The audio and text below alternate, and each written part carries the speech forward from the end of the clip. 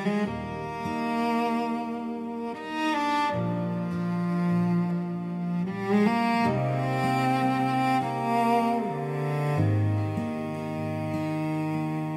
ek maar 'n digter, sou ek dalk kon beskryf wat jy aan my doen en hoe ek oor jou voel.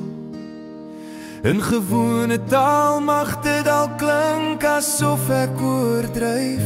As ek probeer, hoop ek jy sal verstaan wat ek bedoel. Ek sal jou lief hê tot die hane ophou kraai, tot die leeu en die lam by mekaar gaan lê, tot daar stilte oor die aarde kom en die wind nie langer waai, tot daar gras aan die hemel wil groei, sal ek jou lief hê. Totdat al die woorde van my tong verdwyn, tot die hoop beskaam en die son nie meer wil skyn, tot die berge wegsink in die see, vir ewig daar bly lê. Dis solank my liefling ek jou lief sal hê. Dis jy wat my in gedagtes kan wegvoer na die maan en die sterre wat deur my venster loer.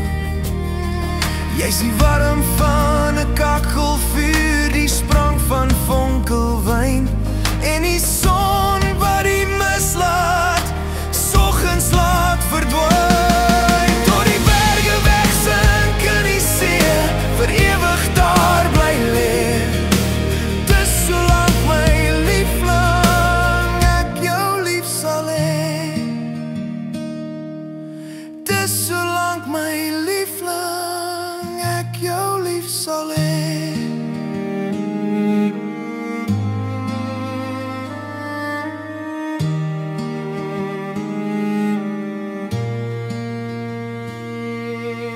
Ek is net 'n mens en my swakheid lê by jou. Hart en siel gee ek, daar is niks wat ek weerhou. Net voor die woorde opraak is daar iets wat ek net moet sê. Vir ewig lieflik